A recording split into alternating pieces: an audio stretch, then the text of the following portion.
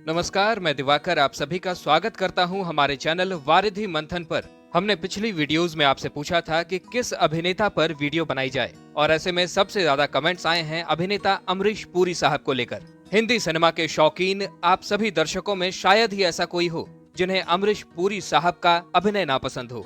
वो कहते हैं न, एको अहम द्वितीयो नास्ति, न भूतो न भविष्यति। अमरीश पुरी साहब जैसा कलाकार सदियों में एक बार आता है। इनके जैसा मुकाम खलनायकी की दुनिया में ना तो कोई ले पाया है और ना ही कोई ले पाएगा। कुछ ऐसी शख्सियतें होती हैं जिनके बारे में कुछ कहने या सुनने के लिए शब्द ही कम पड़ जाते हैं। ये वीडियो काफी छोटी होने वाली है।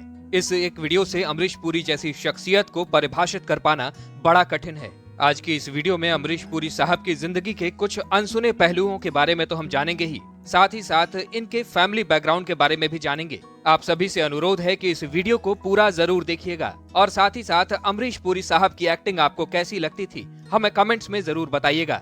वीडियो पसंद आए तो इसे लाइक करना बिल्कुल मत भूलिएगा। अमरीश पुरी साहब का परिवार अब कहाँ है और क्या कर रहा है, ओम पुरी साहब से इनका क्या रिश्ता है, ऐसी ही कुछ बातों का खुलासा इस वीडियो में हम करेंगे। आपको बता दें कि अमरीश पुरी साहब का परिवार पंजाब के नवान शहर से बिलोंग करता है।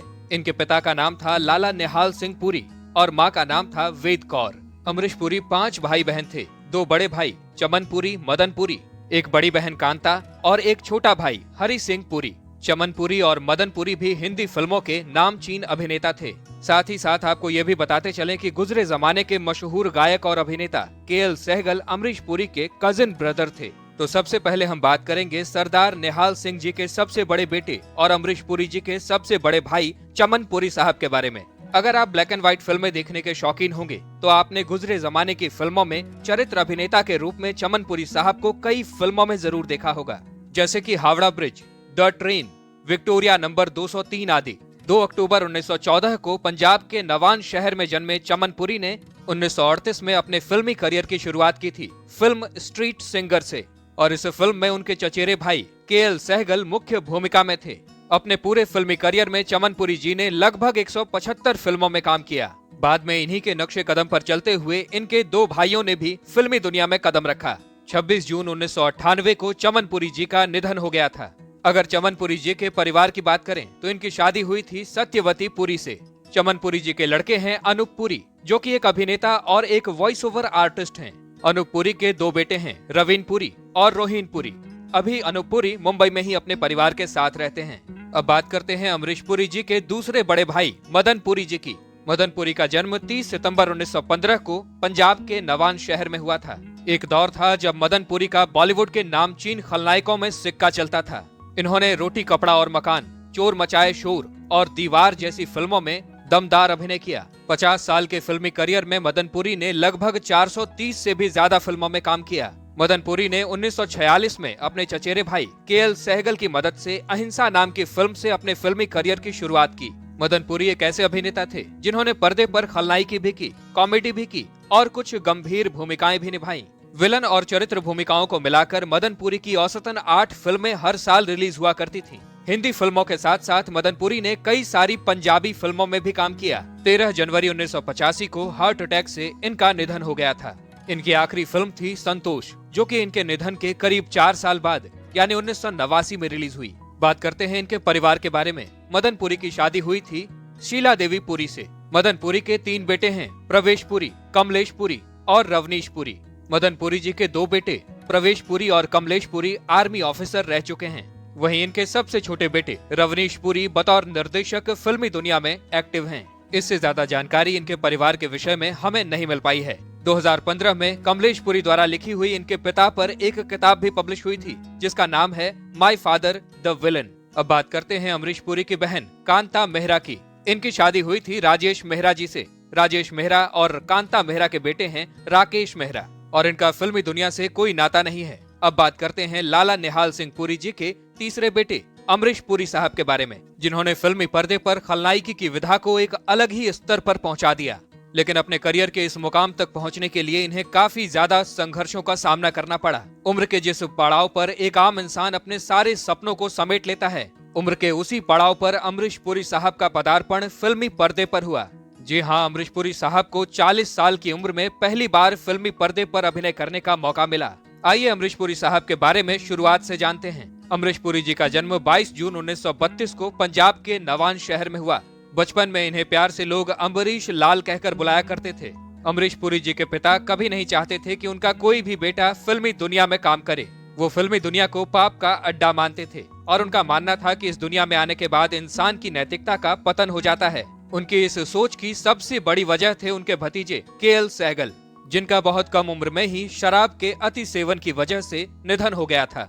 बावजूद इसके भी निहाल सिंह जी के 2 बेटे फिल्मी दुनिया में आए, लेकिन अमरीश पुरी अपने 2 भाइयों की तरह अपने पिता का दिल नहीं दुखाना चाहते थे। इसलिए अमरीश पुरी ने 14 साल की उम्र में राष्ट्रीय स्वयं सेवक संघ ज्वाइन कर लिया। अमरीश पुरी जी ने अपनी autobiography the act of life में उन्होंने लिखा है कि ऐसा करने से उनके आदर्श काफी ऊंचे हो गए थे और उनकी विचारधारा पूरी तरह बदल गई थी। इतनी बदल चुकी थी कि वो फिल्मों में कदम रखने के सख्त विरोधी हो गए थे। वो संघ की गतिविधियों में बढ़ चढ़कर हिस्सा लेने लगे और रोजाना वहां आए नए युवकों को प्रशिक्षण भी देने लगे। शाखाओं और शिविरों से जुड़े रहकर वो संघ द्वारा राष्ट्र के लिए बलिदान देने वाले मूल्यों से प्रभावित हो रहे थे और उनका व्यक्तित्व एक सैनिक के समान अनुशासित हो गया। लेकिन 30 जनवरी 1948 को महात्मा गांधी जी की हत्या के बाद अमरीश पुरी जी ने स्वयं सेवक संघ की सक्रिय भागीदारी से खुद को अलग कर लिया। इस घटना के बाद उनकी सोच और उनका दृष्टिकोण इतना बदल गया कि जब वो कॉलेज पहुंचे तो न सिर्फ नाटकों में हिस्सा लेना शुरू कर दिया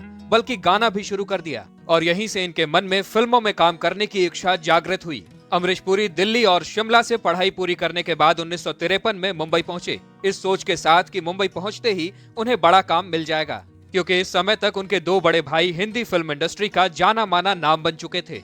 बड़े भाई मदन पुरी के यहाँ इन्होंने डेरा जमाया और उन्हीं के यहाँ इनका पहला पोर्टफोलियो बनाया गया, लेकिन स्क्रीन टेस्ट में वो हर बार रिजेक्ट होते गए और उनके रंग रूप के कारण किसी ने भी उन्हें अच्छी भूमिकाएं ऑफर नहीं की। धीरे धीरे समय बीतने लगा और वो अपने भाई पर बोझ नहीं बनना चाहते थे, इसीलिए उन्होंने छोटी मोटी नौकरियां करनी शुरू कर दी। कभी कमीशन एजेंट बने तो कभी किसी सरकारी दफ्तर में एक साधारण सी लिपिक की नौकरी की। नौकरी के दौरान ही इनकी मुलाकात हुई उर्मिला जी से और दोनों ने शादी भी कर ली। उस समय अमरीश पुरी साहब की उम्र करीब 27 साल रही होगी। बहुत समय बीत गया और अमरीश पुरी साहब का ध्यान फिल्मों से एकदम हट गया। अमरीश पुरी साहब अपने पारिवारिक जीवन में पूरी तरह व्यस्त हो गए थे, लेकिन कहते हैं ना कि किस्मत आपको आपके गंतव्य तक पहुंचाने के लिए कोई न कोई रास्ता खोल ही देती है। उसी दौरान अमरीश पुरी जी की मुलाकात इब्राहिम अलकाजी से हुई, जो कि उस समय थिएटर का पर्याय माने जाते थे। उन्होंने अमरीश पुरी को थिएटर में काम करने का ऑफर दिया। इस तरह अमरीश पुरी ने फिल्मों में कदम रखने से करीब 10 साल पहले ही बॉम्बे थिएटर में अभिनय शुरू कर दिया। पहला नाटक अमरीश पुरी ने अपने गुरु सत्यदेव दुबे के निर्देशन में खेला था। इस नाटक का नाम था अंधा युग। इस तरह लगभग 1 दशक तक थिएटर की दुनिया में काम करने के बाद साल 1970 में फिल्म प्रेम पुजारी से हिंदी सिनेमा में डेब्यू किया। इसके बाद साल 1971 में उन्होंने सबसे पहले खलनायक के तौर पर फिल्म रेशमा और शेरा फिल्म में काम किया। हालांकि हिंदी सिनेमा में आने से पहले वो साल 1967 में ही शांततः कोर्ट चालू आहे नाम की एक मराठी फिल्म में काम कर चुके थे। इसके बाद तो अमरीश पुरी की गरजती आवाज और शानदार अभिनय का जादू सिल्वर स्क्रीन पर कुछ ऐसा चला कि इनकी मांग हॉलीवुड की फिल्मों में भी होने लगी। Hollywood film Indiana Jones and the Temple of Doom में अमरीश पुरी ने अपने अभिनय से खूब सुर्खियां बटोरी। इस फिल्म में अमरीश पुरी के स्क्रीन टेस्ट के लिए इस फिल्म के डायरेक्टर स्टीवन स्पिलबर्ग को खुद इंडिया आना पड़ा था। बॉलीवुड और हॉलीवुड फिल्मों के साथ साथ अमरीश पुरी साहब ने मराठी, कन्नड़, पंजाबी, मलयालम, तेलुगु और तमिल भाषाओं की फिल्मों में भी काम किया। फिल्म मिस्टर इंडिया में इनके मोगैम्बो के किरदार ने इन्हें गब्बर सिंह के किरदार के बराबर खड़ा कर दिया था। और चूंकि अमजद खान साहब की बाकी की खलनायकी भी अमरीश पुरी की खलनायकी के आगे टिक नहीं पाई, इसलिए अमरीश पुरी साहब को हिंदी सिनेमा का महानतम खलनायक होने का भी रुतबा मिला। अमरीश पुरी जी ने अपने पूरे फिल्मी करियर में करीब 400 से भी ज्यादा बॉलीवुड फिल्मों में काम किया। 12 जनवरी 2005 को ये महान अभिनेता इस दुनिया को अलविदा कह गया। लेकिन आज भी जब टेलीविजन स्क्रीन पर अमरीश पुरी साहब के ठहाके गूंजते हैं तो ऐसा बिल्कुल भी नहीं लगता कि ये महान अभिनेता इस दुनिया में नहीं है। अब बात करते हैं अमरीश पुरी जी के परिवार के बारे में। 1957 में अमरीश पुरी जी की शादी हुई थी उर्मिला देवेकर से। इस शादी से इनकी 2 संतानें हुई, बेटा राजीव पुरी और बेटी नम्रता पुरी। इन दोनों ने ही फिल्मी दुनिया से हटकर अपना करियर बनाया। राजीव पुरी ने मर्चेंट नेवी को अपना करियर चुना और नम्रता पुरी ने कॉस्ट्यूम डिजाइनिंग में। राजीव पुरी की पत्नी हैं मीना पुरी। राजीव और मीना के 2 बच्चे हैं, बेटा हर्षवर्धन पुरी और बेटी सांची पुरी। हर्षवर्धन पुरी ने बतौर असिस्टेंट डायरेक्टर इशकजादे और शुद्ध देसी रोमांस जैसी फिल्मों में काम किया है। साल 2016 में इन्होंने ये साली आशिकी नाम की एक फिल्म से अपना एक्टिंग डेब्यू किया। अगर बात करें नम्रता पुरी की, तो इनकी शादी हुई है शिरीष बागवे से। अंत में आपको ये भी बताते चलें कि अमरीश पुरी और ओम पुरी के बीच किसी प्रकार का कोई संबंध नहीं है। हालांकि आज भी कई लोगों के बीच ये गलतफहमी है कि ये दोनों सगे भाई थे, लेकिन ऐसा कुछ भी नहीं है। एक बात और, अमरीश पुरी जी के सबसे छोटे भाई हरीश पुरी जी के बारे में हमें ज्यादा जानकारी नहीं मिल पाई है। इस वजह से हम उनके परिवार के बारे में बताने में असमर्थ हैं। इनसे जुड़ी कोई जानकारी अगर आपके पास हो तो हमें कमेंट्स में जरूर बताइएगा। साथ ही साथ अमरीश पुरी साहब की कोई फिल्म या कोई किरदार आपको पसंद हो तो उसे भी कमेंट में लिखना बिल्कुल मत भूलिएगा। वीडियो पसंद आई हो तो इसे लाइक करिएगा, और अगर आप हमारे चैनल वारिधि मंथन पर नए हैं तो ऐसी ही अनसुनी कहानियों के लिए हमारे चैनल वारिधि मंथन को सब्सक्राइब करके बेल आइकन दबाना बिल्कुल मत भूलिएगा।